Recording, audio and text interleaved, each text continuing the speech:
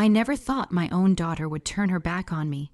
I couldn't have imagined that the man she married would rob me of my dignity at my lowest point, and that she'd stand by and let it happen. But what they didn't see coming was that life had one final card left in my hand. And when I played it, everything changed. What you're about to hear isn't just a story, it's a reckoning. Drop a comment letting me know where you're watching from, and don't forget to subscribe for more stories like this. My name is Margaret. I'm 58 years old, and until recently, I truly believed in something called unconditional love, especially within a family. I built my world around my husband and our daughter, Amanda. Every meal I cooked, every holiday I planned, every penny I saved, it was all for them. When my husband passed away from cancer last year, it felt like the ground disappeared beneath me, but I kept telling myself at least I still had Amanda. My daughter, my lifeline. After my husband passed, I sold the home we built together from the ground up in Cedar Park, just north of Austin. I couldn't stay. Every corner whispered his name, too many memories. Too many nights waking up, half expecting to hear his voice drifting in from the kitchen. Amanda's sweet. Loyal Amanda said I could stay with her and her husband Chad for a while. Or rather, she said it. Chad barely looked up from his phone the day I moved in. I didn't want to be a burden. I kept to the small room in the back. I cooked. I cleaned. I offered to run errands, fix things, whatever I could, anything to feel useful, anything to avoid being in the way. But Chad made it clear I wasn't welcome. He didn't need words. It was in the way he looked at me like I was some splinter lodged deep in his skin. Tiny things at first, the eye rolls when I asked a simple question. Flipping the TV channel right in the middle of my show, like I wasn't even there. Once I heard him mutter under his breath, "Freeloader," as he passed by me in the hall. I tried to convince myself I misheard. But deep down, I knew I hadn't. Amanda, she said nothing. I'd look to her for backup, for a word, anything, but she always played it down. He's stressed, she'd say. Work's been rough. I swallowed the shame and stayed quiet. That's what mothers do, right? But that night, that one night, it shattered me. We were at the dinner table. I had made chicken pot pie, his favorite. Amanda was scrolling on her phone. Chad sipping beer like he always did. The silence was heavy. Then out of nowhere, Chad looked up and said, "You know, maybe it's time we stop pretending this is temporary. We're not a charity." Amanda froze. I stared at him. "What do you mean?" He smirked. "I mean, how long is this supposed to go on? You're not working. You're not contributing. We've got bills. We didn't sign up for extra mouths to feed." My breath caught. My heart was pounding. I turned to Amanda, desperate. Amanda, she wouldn't meet my eyes. "Maybe it's best," she mumbled, "if you find something more stable, for everyone's sake." Everyone's sake. I didn't scream. I didn't argue. I stood up, walked to my room, packed my things. 2 suitcases, that's all I had left of my life. I didn't even cry while I packed.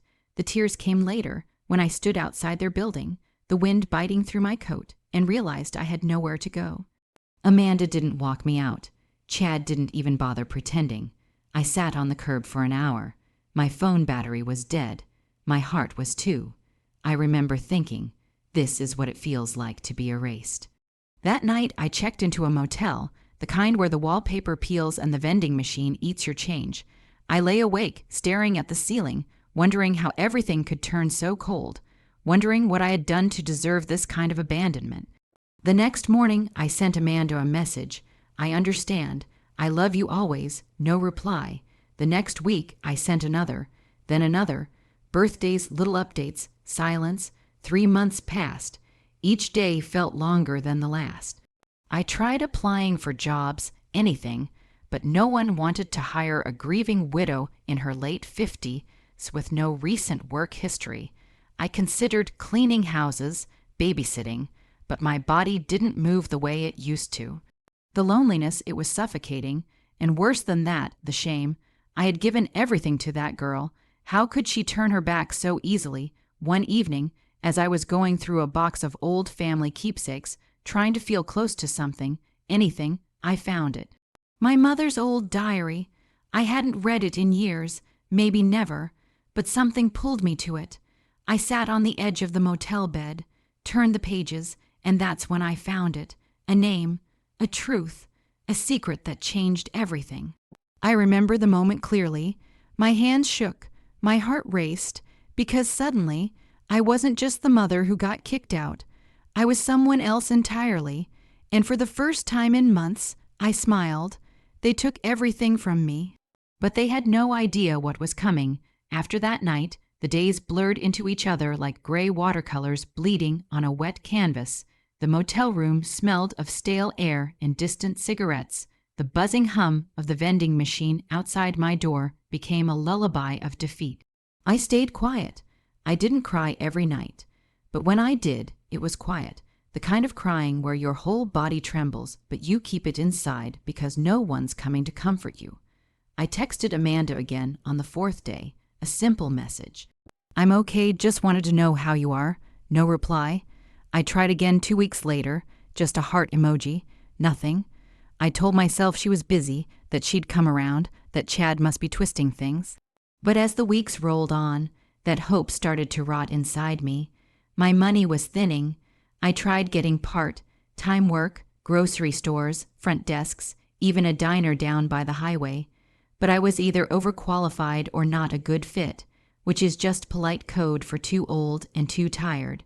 One night, I sat on the floor of that room, sorting through the only box I had brought with me that wasn't clothes. It was a dusty memory box from the house. Some old photos, a few letters, and tucked at the very bottom, a small leather-bound book. My mother's diary. It surprised me. I don't remember packing it.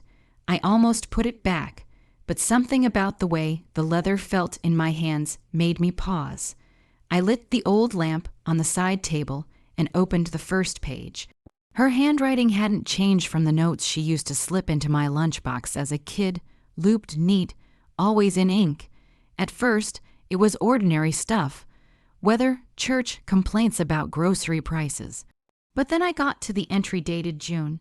He came again today, said he wished things were different, that he wished I could be his wife. But he has a family, a business, a name to protect. Margaret will never know. She must never know. I just pray one day she understands how much I loved her, even if she was born out of mistake and desire. I read it twice, then again. She must never know. My breath caught in my chest.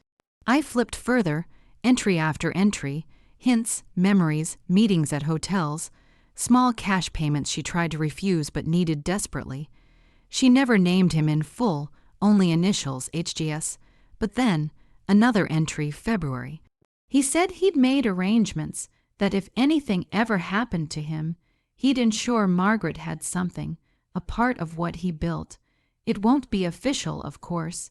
It's too dangerous, but he promised me a trust, a letter. He said his lawyer, Mr. Goldstein, would know. That name, it hit me like a punch to the stomach. Goldstein, I'd seen it before. It took me 2 days and several online searches from the motel's shared computer. But I found him, Leonard Goldstein, retired estate lawyer, still listed under a private firm in Dallas. I didn't call. I couldn't. Instead, I sent a letter, a real handwritten letter, explaining who I was, who my mother was, and asking, begging for a conversation. 2 weeks later, I received a call. I remember the way his voice cracked when I mentioned my mother's name. He knew her, not just professionally, personally. "I always wondered if you'd reach out someday," he said. "There's something you need to see. I took a Greyhound to Dallas the next morning. My suitcase was half packed, just in case he turned out to be some scam artist. But when I walked into that quiet office, filled with old books and even older silence, I knew it was real." He handed me a sealed envelope, yellowed, fragile. It was from Harold James Sterling, the founder of Sterling Energy, one of the biggest oil firms in Central Texas. A man I'd seen in newspaper clippings all my life. A man with a family, a reputation, a legacy. The letter was addressed to my daughter, Margaret Louise. I couldn't read the whole thing in one go. I cried before the second paragraph. He admitted everything. The affair, the regret, the silent love, and then the promise.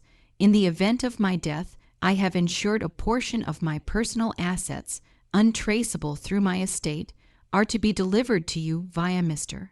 Goldstein. You are my blood, and though I was too much a coward to claim you in life, I claim you now in death. Mr. Goldstein slid a folder across the table. Inside, bank accounts, a modest investment portfolio, ownership papers, titles. The total value a little over $1 million. I stared at the papers, then at him. "This is real," I whispered. He nodded. "It's yours, always was." My heart thundered, not because of the money, but because for the first time in my life, I felt chosen, seen. I didn't scream or laugh or break down. I just sat there, quiet as a whisper, letting the truth wash over me like a long, weighted rain. That night in my motel room, I didn't sleep. I stared at the ceiling like I had for months. But this time, with a smile creeping onto my face, they thought they discarded me. They thought I was done, but they had no idea. I wasn't broken. I was just getting started. I didn't go back to Austin right away. Something inside me had shifted permanently. I wasn't just Margaret, the forgotten mother. I was someone new now, someone who had been lied to her entire life and finally saw the truth. For the first time in months, maybe years, I wasn't drowning in shame. I was breathing in clarity. I stayed in Dallas for a few more days, just walking through neighborhoods, sipping coffee in silence, watching people live their lives. People who hadn't been tossed aside like I had. And for the first time, I didn't envy them. I studied them. I wondered who among them wore smiles that masked heartache, who had been betrayed, who had clawed their way back from being invisible. Leonard Goldstein didn't just give me the inheritance. He gave me time to process, time to understand what I now held in my hands. It wasn't just wealth, it was power, and I had no idea what to do with it. But grief has a way of becoming fuel when you've been humiliated enough. When I returned to Austin, I didn't go back to the motel. I booked a short-term rental downtown, just off South Congress, clean, modern, quiet, the kind of place Amanda and Chad would never imagine me affording. I began dressing differently, more polished, more deliberate, not flashy, just invisible in a new way, the kind of invisible that gets you through doors. I started watching YouTube videos on investing, real estate, contracts. I learned the language of business, not because I wanted to build an empire, but because I wanted to protect myself. I would never be powerless again. That's when I found it. The listing was buried on a real estate auction site. A unit apartment building in East Austin, a little rundown but structurally sound. The location, the exact complex where Amanda and Chad lived. I sat there, staring at the screen, heart pounding. It was listed as distressed, with the owner defaulting on property taxes. Auction scheduled in 2 weeks. I didn't hesitate. With Mr. Goldstein's help, I created an LLC, an anonymous shell company. I filed the paperwork, transferred the funds, and placed the bid. I wasn't planning revenge, not exactly. But I was going to take control of the one place they thought they ruled. The auction came and went. I won, quietly, legally, entirely under the radar. And just like that, I owned the building where they lived, where they kicked me out with 2 suitcases and a hollow excuse, where they humiliated me in my lowest moment. I remember sitting at my desk, looking at the deed and whispering aloud, "Let's see how Chad likes paying rent to a mouth he couldn't feed." A month later, the notification letters were sent out to all tenants. Rents would be reassessed, lease terms reviewed, and for Chad and Amanda, the new amount was triple, not double, triple, market value plus overdue fees. He must have exploded. I didn't need to see it to know. I could feel the rage from miles away, but it wasn't about money. It was about pride. Chad was a man who needed to feel in control, and I had just pulled the rug out from under him, silently. Amanda tried to call me 2 days after the notice. It was the first time she reached out since the night I left. I let it go to voicemail. "Mom, I don't know if you heard, but something weird's going on. Our rent just shot up like a lot. Chad's losing it." I don't know. Can we talk? I didn't respond. This wasn't about vengeance. This was about gravity. They needed to feel the weight of their choices. I drove by the building once, late at night. Their lights were on. I could see shadows moving behind the curtains, Amanda pacing, Chad yelling, his silhouette unmistakable. I watched them for a minute, then drove away. Part of me felt hollow. Part of me felt vindicated. And part of me still hurt like hell, because even now, knowing what I knew, holding what I held, I would have given anything to be invited back in, not to the apartment, but to my daughter's heart, but I knew that wasn't possible, at least not yet. So I stayed silent, and I waited, because sometimes the loudest justice is the one that doesn't say a word, and I wasn't finished yet. I didn't realize how much I had changed until I saw Amanda at the grocery store 3 weeks after the rent increase. She didn't see me. I was 2 aisles over, hidden behind a rack of discounted cereal. She looked tired, not just tired, worn down. Her hair was tied back sloppily, the way she used to do when she'd been crying. Her cart was half empty, mostly cheap staples, rice, eggs, a few off, brand cans. I should have walked away. I didn't. I followed her through the store at a distance, heart pounding like I was doing something wrong. She paused in front of a small box of mac and cheese, then looked down at her phone. A text from Chad, maybe. Her shoulders sank. She put the box back. That moment broke me, not because I pitied her, but because I remembered the little girl who used to run to me crying when she scraped her knee. The one who asked me every night to check for monsters under her bed. And now she was living with one.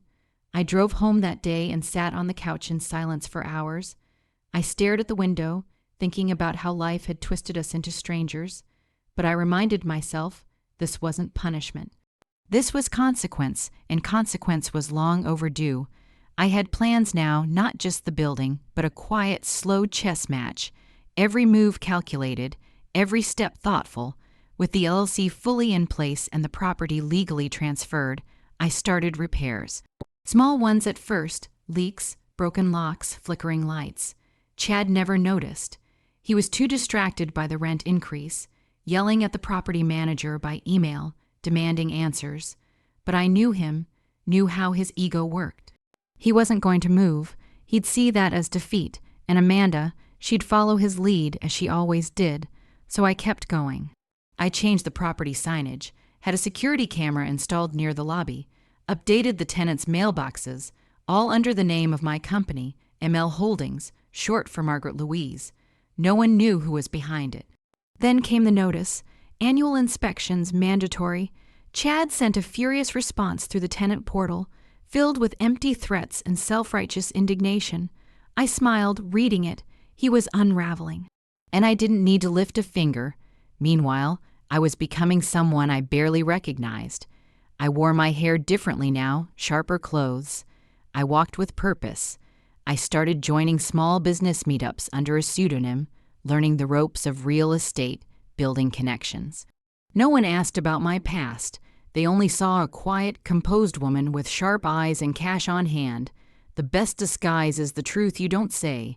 One morning, I passed Amanda and Chad in the parking lot as I exited a tenant meeting. I kept my sunglasses on, hair tucked into a sleek bun, documents in hand. Amanda barely glanced at me. Chad didn't recognize me at all. Later that night, I sat in my living room, sipping tea, thinking about how strange it felt to walk right past your own child and be invisible. Not because you're weak, but because you're stronger than they remember. They couldn't see me now because they only knew the version of me they used to control. And that woman was gone. The calls from Amanda continued, soft, hesitant voicemails. "Hi, Mom. Just wanted to see if maybe you had time to talk. I know things have been complicated. I didn't return them, not out of cruelty, but because I needed her to feel the void she created. And every time I felt doubt creep in, I opened my mother's diary." I read those words over and over again. Margaret will never know. She must never know. But I did know now, and with that knowledge came a kind of armor no one could tear through. I was no longer the woman begging to stay under their roof. I was the woman who owned it. I always believed revenge wasn't about getting even. It was about balance, justice without fire, a correction, not a war. But when I saw the email response from Chad after he received the notice of his rent increase, I'll admit, a small flicker of satisfaction lit inside me. Subject, rent increase. This is absolutely unacceptable. This must be a mistake. Tripling our rent. That's extortion. I demand to speak to whoever owns this dump. We've lived here for 3 years and never been late once. This is robbery. He signed it, Chad D. Harmon, like his name, meant something. I read the email 3 times and then forwarded it to my property manager with a simple note. Please respond using standard clause C regarding market rate adjustments. No special exceptions. Chad wasn't just angry. He was stunned. His arrogance never made room for the idea that someone could outmaneuver him. He'd become so used to being in control that the idea of answering to a faceless landlord drove him mad. Amanda tried calling me again that same night. The voicemail was different, no pretense. Mom, I know you're not picking up, but I really need to talk to you. Things are rough right now. Chad's upset. He's taking it out on everything. We're trying to figure things out. I miss you. I do. Her voice cracked at the end. For a moment, my fingers hovered over the screen. I could call her back, tell her it would be okay, that I'd fix everything. But I didn't, because it wasn't okay, and I couldn't keep fixing the messes she helped make. Amanda had let him throw me out like I was nothing more than a bill they couldn't afford, and now that the pressure was on her, she remembered how to dial my number. No, let her sit with the silence a little longer. The next week, I authorized additional upgrades on the property. New exterior paint, hallway lighting, landscaping improvements. Chad's rent wasn't just a punishment. It was funding improvements for the other tenants. That was the irony. Everyone else benefited. He just couldn't see it. He began leaving angry notes under the office door. The water pressure sucks. Trash is piling up. If this is what we're paying for, it's a joke. Every note went unanswered. Amanda stopped leaving messages. She started texting instead, short ones. Hey, can we talk? I really need you. Then silence again. Meanwhile, I watched the bank statements roll in. ML Holdings was stable, profitable even. The other tenants were quiet, respectful, and paid on time. It was only Chad making noise, and Amanda caught in a storm. But things changed when I received the quarterly report from the building manager. Attached were photos of Chad and Amanda's unit. The bathroom had mildew, kitchen tiles cracked, mail stacking up on the floor. They were cutting corners, living lean. I should have felt pity. Instead, I felt clarity. This wasn't just about rent. It was about power, and Chad was losing it fast. Word around the building was he'd started taking on extra hours at work. Amanda was seen crying on the back steps one afternoon by another tenant. They were unraveling from the inside out, and I didn't have to say a single word. That was the part I kept coming back to. For so long, I was the one begging to be heard, begging Amanda to see what Chad was, to see what she was becoming by standing beside him. Now they were choking on their own silence, and I was watching from above, literally.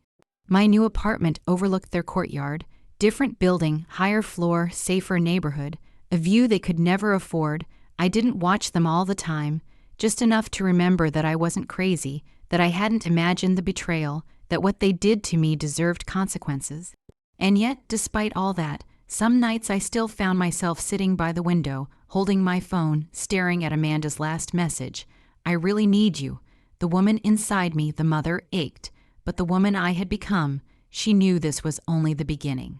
I always thought heartbreak came in loud moments, slamming doors, shouted words, public scenes. But the real heartbreak, it's quiet.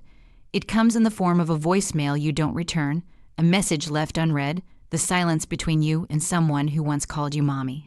The calls from Amanda stopped. The text slowed, but the damage on her end only seemed to grow. From what I gathered through the building staff, the tension in their apartment had turned into open hostility. Chad was snipping at everyone, refusing maintenance requests, demanding unnecessary inspections, looking for someone to blame. Amanda, I was told, looked like she hadn't slept in days. I didn't rejoice. I didn't celebrate. This wasn't about watching them suffer. It was about something far more painful. Watching the daughter I raised willingly stay in a cage and call it love. One afternoon, my property manager sent over a report after a noise complaint. The neighbor downstairs had heard a heated argument, shouting something about losing control, and "This is all your fault." Chad had stormed out and didn't come back until the next morning. Amanda stayed locked inside the apartment the whole night, lights off, curtains closed. I waited, not for Chad, for her. It took 2 more days, 2 long, aching days. Then, just as the sun was dipping behind the trees one evening, my building's intercom buzzed. Hi, this is Amanda Harmon. I was wondering if my mom, lives here. My heart stopped. I didn't answer right away. I just watched the screen frozen. Then slowly, I pressed the door release. 10 minutes later, a soft knock echoed at my apartment door. When I opened it, she stood there, looking like a shadow of the girl I raised, pale, makeup smudged, wrinkles in her shirt. She looked 20 years older than she was. We stared at each other for a long time. Neither of us spoke. Finally, she let out a breath. "Hi, Mom." I stepped aside. She walked in slowly, like she wasn't sure she was allowed to. The room was silent, except for the clink of teacups as I prepared 2 mugs. I didn't ask why she was there. I didn't ask how she was. I just handed her the tea, sat down across from her, and waited. "I don't know where to start," she said, her voice barely above a whisper. I said nothing. She looked down. "Chad's not. He's not easy. He's angry all the time. Blames the rent, blames me, blames the dog next door, for God's sake." Still, I stayed silent. I thought I was doing the right thing back then, when we asked you to leave, asked as if I had a choice. I just wanted to keep the peace. I didn't want more conflict. Chad said. She paused. "He said you'd never leave unless we pushed you." And God, I hate myself for agreeing. I took a sip of tea. "I miss you," she whispered. "But I don't know how to fix it." I studied her face, every line, every flinch. She was looking for forgiveness, but afraid to ask for it. So I gave her the only thing I could, silence, because sometimes silence is safer than the truth. We sat like that for nearly an hour. She didn't ask for money. She didn't ask for help. She just willed to be near me, and I let her. When she finally stood to leave, she reached for my hand. "I'm sorry," she said, "for everything." I didn't say it back. I just held her hand a little longer than she expected. She pulled away first, and then, with tears welling up in her eyes, she walked out the door. I didn't cry, but the second the door clicked shut, I sank into my chair, holding the warmth of her teacup in my palms like a lifeline. She had come. She had looked me in the eye, and now I knew the cracks were finally starting to show. The thing about power, real power, is that you never have to raise your voice to use it. You don't slam doors or shout threats. You just pull a string here, close a door there, and watch the ones who underestimated you start to squirm. And Chad, he was squirming. After Amanda's visit, things grew darker in that apartment. I didn't need a camera to know it. You can feel a house unraveling if you listen closely enough. The maintenance team told me Chad had become unhinged, storming down to the management office twice a week, demanding to know who owned the building. He wanted names, he wanted a face, he wanted someone to blame. The fact that he didn't have one, that made him spiral. He started digging. I knew he would. Chad wasn't the type to accept defeat quietly. I'd seen the way he used to search Amanda's phone when she took too long at the store, the way he checked her receipts, commented on how long she took to run errands. Possessive didn't even begin to cover it. So when he started poking around for the name behind ML Holdings, I was ready. He started by trying to look up the LLC standard, but my lawyer had filed everything through a privacy trust. No names, no leads. Then came the phishing emails to my property manager, pretending to be a tenant, asking who owns the building. Sloppy, desperate. He even called the title office, pretending to be a lawyer representing another property. The clerk flagged it and reported it straight to us, and when those routes failed, he turned inward. "Amanda, I don't know what happened exactly, but one of the neighbors called the management office and asked if someone could check on the Harmons. She said she heard glass breaking, raised voices, the kind of anger that doesn't just come from bills. It comes from fear. The maintenance man went up there.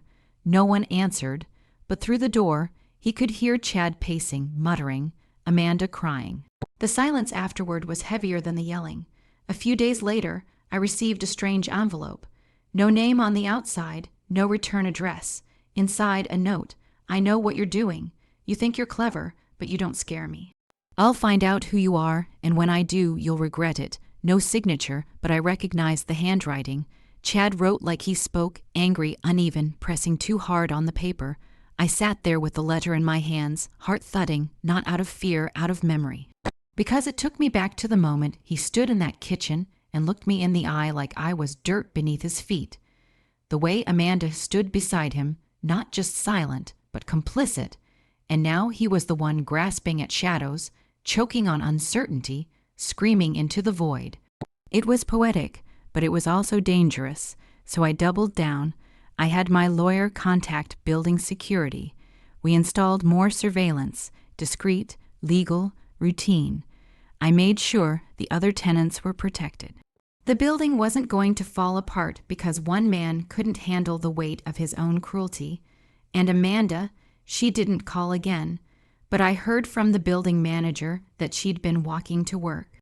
Her car had been sold, their utilities were being cut back, lights off by 8 p.m., no heat some nights. The cracks weren't just in their relationship, they were in their survival, and yet, through it all, I kept my distance. Because this wasn't about revenge, it was about resolution, letting Chad's world shrink until he realized how small he really was, and letting Amanda decide would she stay in the cage or find the key I'd placed right in front of her. I knew she wasn't ready yet, but the walls were closing in, and secrets have a way of leaking through cracks. I didn't expect the knock on my door that night. It had been quiet for days. No emails from management, no voicemails from Amanda, no more anonymous threats. Just silence, the kind that feels like a storm crouched in the distance, waiting. But when the knock came, soft and slow, something in my chest tightened. I opened the door. Amanda stood there, soaked from the rain. A grocery bag clutched to her chest like it was the only thing keeping her upright. Her eyes were red and her mouth opened, but nothing came out. She looked like she had run out of words days ago. I stepped aside. She walked in slowly, dripping water on the hardwood floor. I handed her a towel, and we moved without speaking. I warmed the kettle, poured 2 mugs of chamomile tea. She sat on the edge of the couch, like she didn't want to stay long, like she didn't deserve to. And maybe she didn't. She stared into her cup, eyes hollow. "He's not who I thought he was," she said finally. I stayed quiet. I mean, I knew. Part of me always knew. But I told myself it was stress, that he just needed support, that if I was patient, he'd come around. Still, I said nothing. She looked up, her voice trembling. "He thinks someone's targeting us. He's obsessed. He's been going through my phone, my emails. Last week, he followed me to work. Said he was making sure I wasn't involved." A shiver ran through her, and not from the cold. "He asked if I was hiding something, if you were hiding something." That caught my breath. She didn't wait for an answer. "I told him I hadn't spoken to you in weeks, that I didn't even know where you were." She paused, but that was a lie. I met her eyes for the first time. "I found your building listed in a security notice, same management company. I figured it out. It wasn't hard, of course it wasn't. Amanda was smart, always had been. But smart doesn't always mean brave, and now she looked like someone who had finally opened her eyes and hated what she saw. I didn't speak, not yet. "I miss you," she whispered, "but I don't know how to be around you anymore." My hand tightened around the mug. "You left," she said, voice cracking, "and I let you. I let him push you out. Finally, I spoke. 'No, Amanda, you didn't let him. You stood with him.' That stopped her cold." She blinked, her lips parted slightly, like she wanted to deny it, to defend herself, but there was nothing left to defend. I stood up, walked to the window, stared out into the night. "I begged for your voice that night," I said. "Just one word, just one. And you stayed silent." Behind me, I heard her exhale, a quiet, broken sound. "I didn't think it would get this bad," she said. "I thought I could manage him." "You can't manage a man like that," I said softly.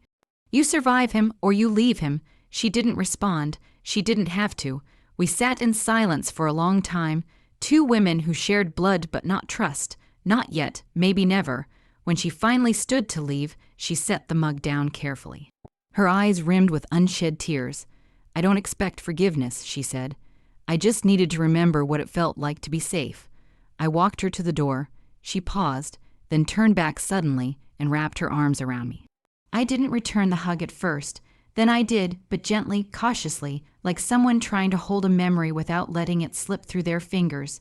When she pulled back, she didn't say goodbye. She just looked at me one last time and left. And as the door closed behind her, I felt something shift deep in my chest. Not forgiveness, not yet, but the faintest flicker of something that might one day grow into it if she let it. The invitation went out on a Tuesday morning, quietly, professionally, without fanfare. Attendance meeting to discuss upcoming building renovations, scheduled in the common room the following week. Mandatory attendance, questions welcome.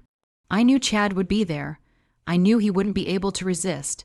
He wanted a name, a face, someone to point a finger at. He had no idea he'd be walking right into the hands of the woman he discarded like a broken appliance.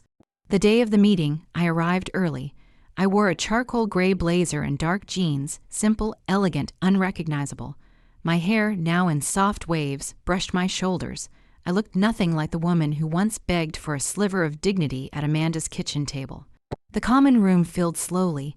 Tenants trickled in, some curious, others annoyed, most indifferent, and then came Chad.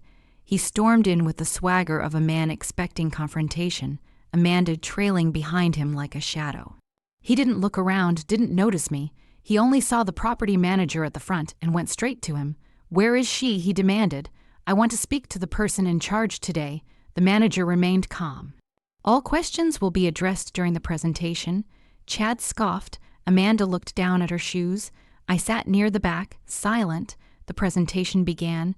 Routine announcements, upgrades, timelines, the new security system, the updated landscaping, the improved insulation. Practical changes, smart decisions, all funded in part by the very rent Chad had so bitterly protested. Then the manager paused. "We'd like to thank ML Holdings for their commitment to revitalizing the property and prioritizing tenant comfort.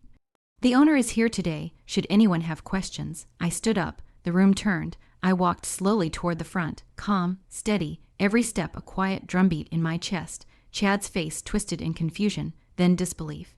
Amanda's mouth parted in shock. I turned to the room. "Good evening," I said. "My name is Margaret. I'm the owner of this building." You could hear a pin drop. Chad stood up so fast his chair scraped the floor. This is a joke.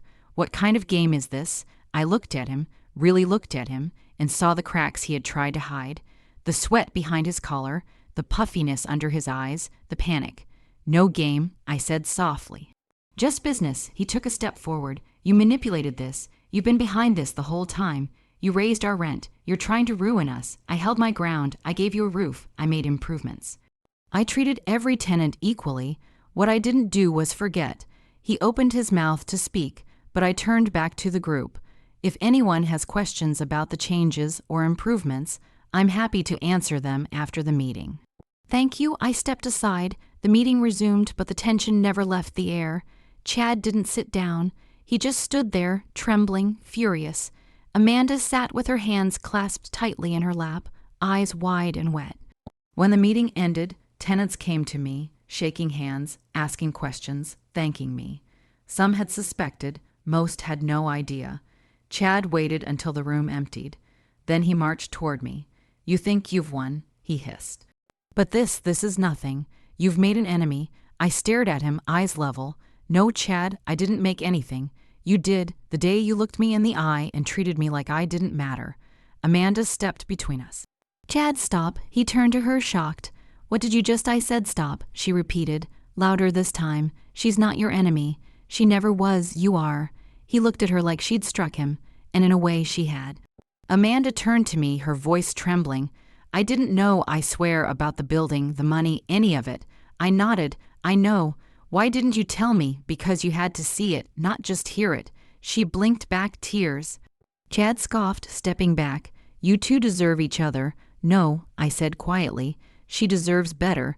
Then I turned and walked away, and for the first time since that awful night in their kitchen, I felt something shift inside me. Not revenge, not satisfaction, but power. Quiet, firm, and entirely mine. Amanda showed up at my door again 4 days later, this time holding something in her hands that made my knees buckle the second I saw it. A book, faded leather, corner torn, the spine barely holding. My mother's diary. I opened the door without a word. She stepped in, eyes wide, her breath shaky. "I found it in my closet," she said. "The last time I visited you, you must have left it behind." She placed it on the coffee table like it was sacred, and for me it was. I read it. My heart stopped. I wasn't trying to pry. She rushed, but I recognized her handwriting. I I was looking for something that made sense. Silence fell between us like a curtain, heavy still. I didn't know about Harold Sterling, she whispered, or the money, or the trust, or any of it. I nodded once, slowly. I didn't know either, not until I had nothing else to lose. Her voice broke. Mom, why didn't you tell me? Why did you let me believe you were helpless? I looked her in the eye, and for once she didn't look away. Because I was helpless, the night you closed the door on me. I didn't have a plan. I didn't have money. I didn't even have a place to cry where someone wouldn't knock and tell me to keep it down. Amanda winced. I found the diary at my lowest point, when I was counting coins to eat dinner, when I hadn't spoken to anyone in a week. That diary, it didn't just tell me who I was. It reminded me that I mattered, that my mother didn't just love me. She fought for me silently without ever being able to show it. Amanda sat down, hands clenched in her lap. I don't know how I became the kind of daughter who could do what I did. I keep asking myself that over and over. I walked to the window, stared out at the street below, the quiet hum of life passing by. You didn't become her all at once, I said. It was small choices, letting things slide, choosing peace over truth, believing love meant loyalty even when it hurt. She stood and walked toward me. I've left him. The words hit the air like a bomb. He tried to go through my things again, my laptop, my bag. I told him no, that was it. He screamed, packed a bag, and left, said he'd be back. I changed the locks the next day. I turned to her, stunned. I don't know who I am without him, she admitted, voice trembling, but I'd rather find out than keep disappearing. A silence passed between us, thick with everything we hadn't said. Then she looked down at the diary. You didn't deserve what I did, what we did. I can't fix that, but I want to try. I walked back to her slowly, sat down beside her. I used to dream about hearing those words, I said. But when you say them now, they don't fix the past, they rewrite it. She looked at me, confused. I held her hand gently. You see me now. That changes everything. We sat there together for a long time, the kind of silence that doesn't hurt but heals. The kind that comes after truth has finally had its say. Before Amanda left that night, she paused at the door. You didn't raise me to be weak, she said. I just forgot how strong you were. I smiled softly. No, I said, you didn't forget. You just stopped looking, and now she was seeing everything, not just who I had become, but who I'd always been. When the email came in from Chad, I almost didn't open it. The subject line alone made my stomach churn. We need to talk now. I read it slowly, carefully, his words sharp, frantic, and dripping with desperation. I know everything about the building, about the inheritance, about your little secret with Sterling. You think you're clever. You think you can ruin my life and walk away smiling. Let me make something clear. If you don't undo this, I will go to the press, your name, your mother's affair, everything. Let's see how your precious reputation holds up when everyone knows what kind of family you really come from. I stared at the screen in stunned silence. He had finally connected the dots somehow, through Amanda or his own digging. He discovered the truth, but I wasn't afraid, because I had planned for this moment since the day I bought the building. I forwarded the email to my attorney. By the next morning, Chad received a cease and desist letter. In it were records of every threatening message he had sent to the property office, the falsified documents he tried to submit under a fake law firm, and the tampered emails we had quietly traced back to his IP address. There were tenant complaints, maintenance sabotage logs, and even audio clips of his rants from public spaces around the building. We didn't need to press criminal charges. Just one defamation and harassment suit was enough. He panicked, and I knew it, because Amanda called me 2 days later. He's gone, she said, her voice shaking, packed up while I was at work, left a note saying he was being hunted, said you ruined his life. He ruined his own, I said quietly. Amanda was silent. Then I'm sorry again, forever thinking he deserved my silence. You were scared, I replied. I've been there. Fear makes you small, but you don't have to stay that way. It wasn't long before Chad tried to retaliate, posting vague rants on social media, implying corruption, betrayal. He never named names. He couldn't afford to, not after the second letter from my attorney threatened legal action for every word he published. He went quiet after that, publicly at least. Privately, I knew he'd never forget the day he realized the woman he kicked out with 2 suitcases and a tired face now owned the roof over his head, the lease under his name, and the keys to every locked door he once slammed in mine. Amanda, on the other hand, was transforming. She moved out of the unit within a month, found a small studio near her job, started therapy, joined a community art class. She even painted something for me, an abstract of a phoenix in dark reds and gold. I hung it above my fireplace. We talked more often now, not every day, but when we did, it was real, honest, no more pretending. The last piece of the puzzle came in an envelope, another letter, this one from Mr. Goldstein. Congratulations, Margaret. The building has officially been transferred. The final tenants have signed new agreements. The lawsuit against Mr. Harmon has been resolved in your favor. You are now free to sell, hold, or restructure as you see fit. I folded the letter carefully, held it to my chest. This wasn't just about money or property or revenge. This was about truth, about reclaiming my name, my story, my strength. The next morning, I called a realtor. I was ready to close the last chapter and open the door to a life I no longer had to survive. I could finally leave it on my terms. I sold the building in late spring. The final paperwork was signed on a bright, cloudless Tuesday. No fanfare, no ceremony, just a quiet click of a pen, a firm handshake, and the weight of 3 years of grief, betrayal, and silence finally lifting off my shoulders. The money was wired to my account the next day. But I didn't celebrate. Instead, I wrote a check, a large one. Half of the proceeds went to a local shelter for women and children in crisis. The kind of place I wish I had known existed the night I stood on that curb with 2 suitcases and no one to call. I asked them to build a wing named after my mother, the Ellinger House. It was my way of honoring the woman who gave me strength in silence, who hid a lifetime of secrets so that I could one day discover the truth and become something more than what the world expected. The other half, I used it to buy a small house. It wasn't extravagant, just a charming little 2-bedroom on the same street where I grew up in Cedar Park. Oak trees out front, a porch swing, enough space for quiet, for healing, for growing tomatoes if I ever felt like trying. The day I moved in, Amanda helped carry boxes. She didn't say much, neither did I. But after we finished unpacking, she sat beside me on the porch swing, legs tucked under her, eyes scanning the street like she was trying to recognize the girl she used to be. I remember riding my bike here, she said softly. Before everything got complicated, I nodded. You were always safe here, I told her. I forgot how that felt, she whispered. We didn't talk about Chad. We didn't need to. His chapter had closed without a dramatic ending, just silence. He disappeared into a new city, a new job, probably a new lie, but not before signing a non-disclosure agreement and quietly dropping his threats. The last thing he wanted was another legal battle, or worse, for the world to see the truth about him. He was a ghost now. Amanda stayed for dinner.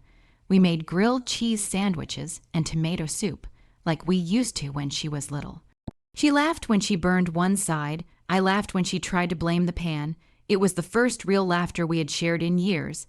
That night, after she left, I stood at the window, holding a cup of tea in both hands, watching the moonlight stretch across the front lawn. And for the first time in a long, long time, I said the words out loud. I forgive you, not to Amanda, to myself, because that was the hardest part, not rising from the ashes, but learning that I was never the fire they tried to extinguish. I was the spark they underestimated. They taught me that silence was weakness, but I learned how to weaponize it. They tried to erase me, and I became someone they could never forget. I sat down on the couch, opened the diary one last time, and tucked a note inside for Amanda to find someday. You don't need their love to be worthy. You don't need their approval to be strong. You only need the truth, and to never, ever forget who you are. The clock ticked softly in the background. My tea grew cold in my hands. But my heart, it was finally warm. I didn't need to scream. I didn't need to win. I just needed to be who I was all along. And now, finally, I was home. Thanks for listening. Don't forget to subscribe and feel free to share your story in the comments. Your voice matters.